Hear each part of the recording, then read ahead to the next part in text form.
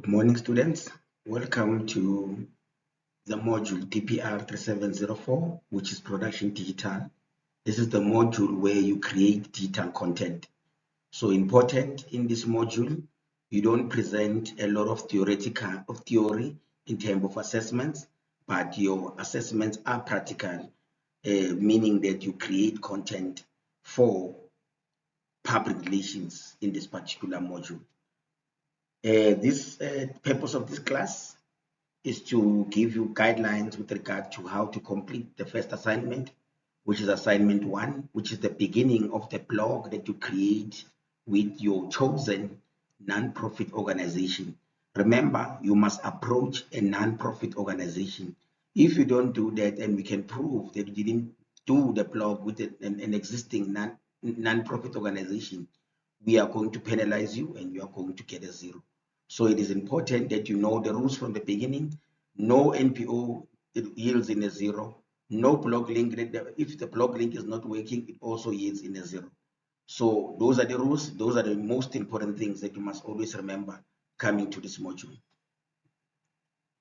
I am Dr. Silikani, the primary lecturer for DPR3704.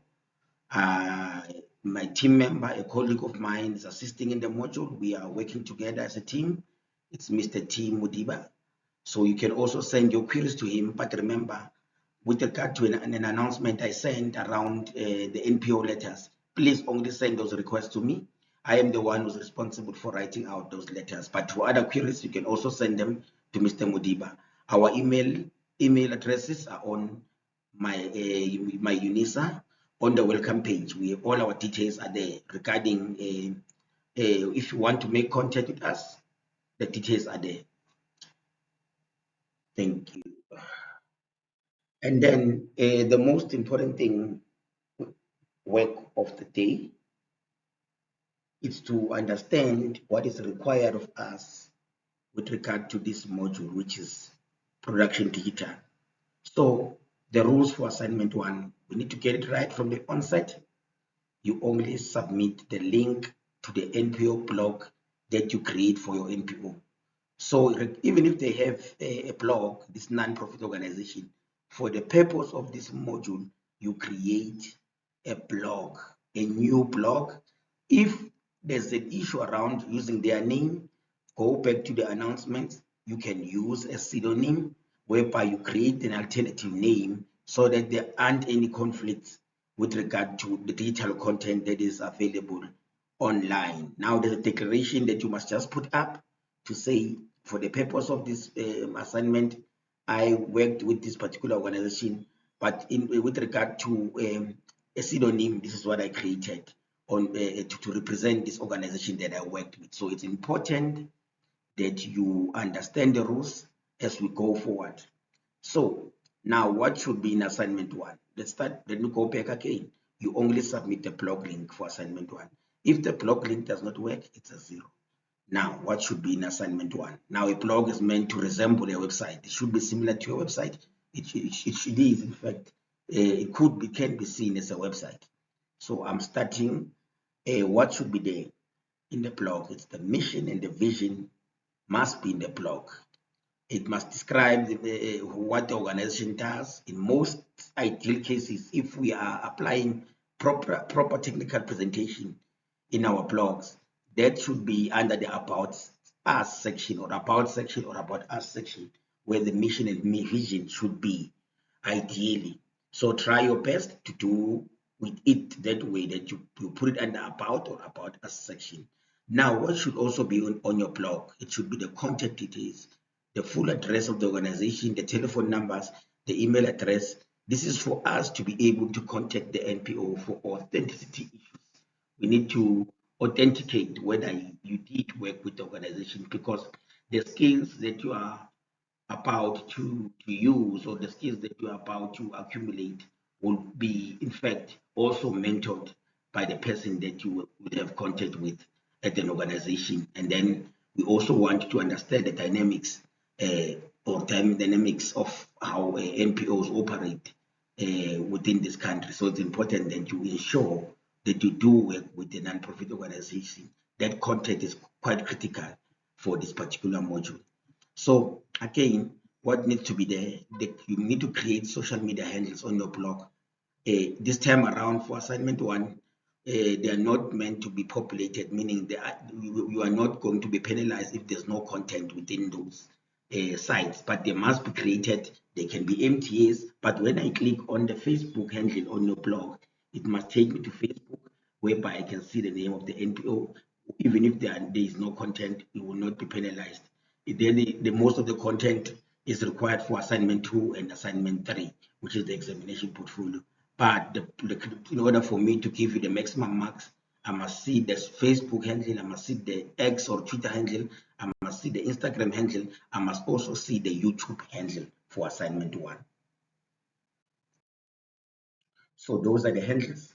It's Facebook, it's Twitter or X, it's Instagram, and YouTube handles must appear on your blog. Remember, you only use free blogs. You should never pay. Always choose for charity, not for business. So when the option comes up when you're creating a blog, always choose charity instead of business. You are doing it for a non-profit organization, so you do not. There's no need for you to pay for a blog because it can quite be expensive. But that is one thing we make explicit.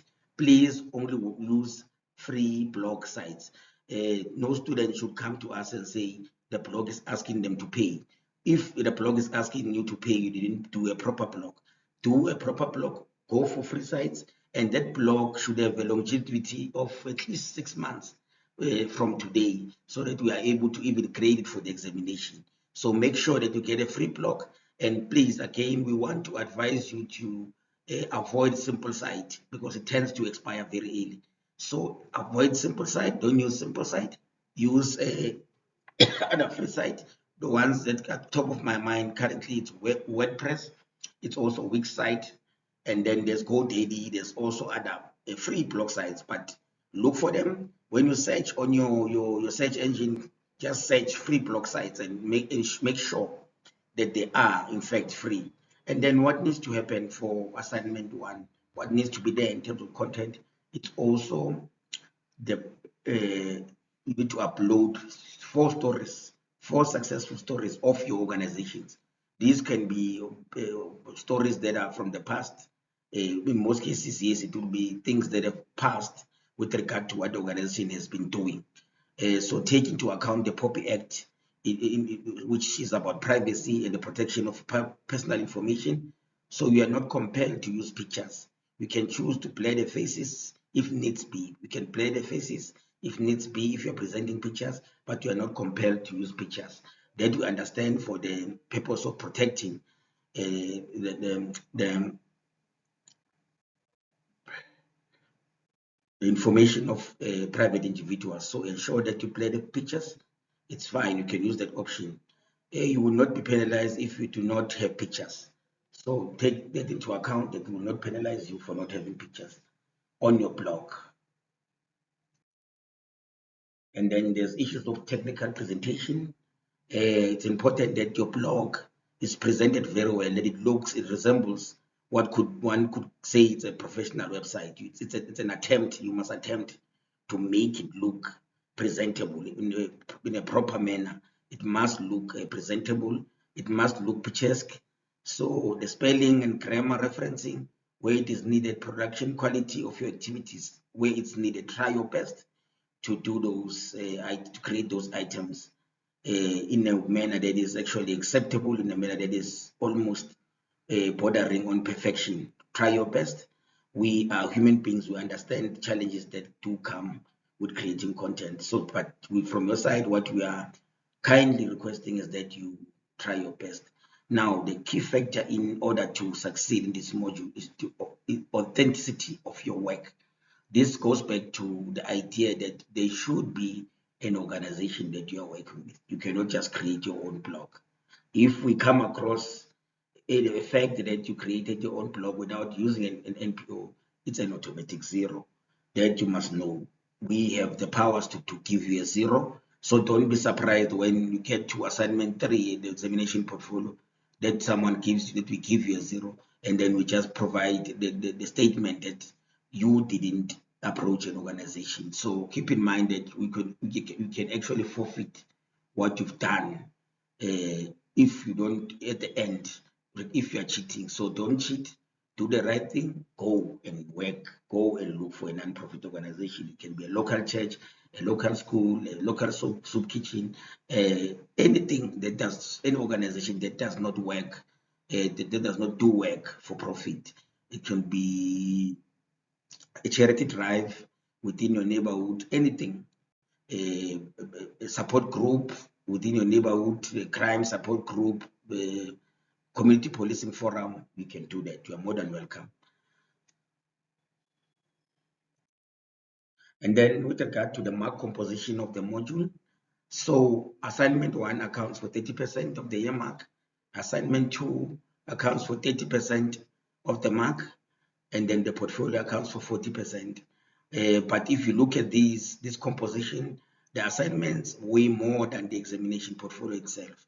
So ensure that you submit your assignments. These are the assessments that can actually help you to pass the module, but taking into account the mark composition and the discrepancy in terms of mark allocation of the total mark. So the 40% is the portfolio, 60% is the assignment.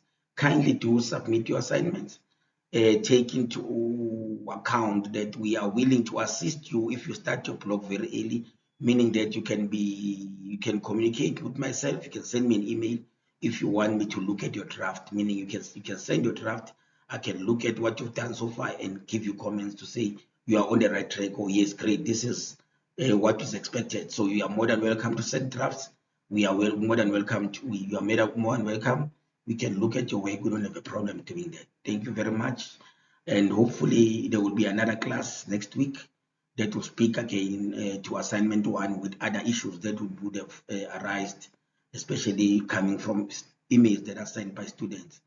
I want to remind you, I am you have to send the letters.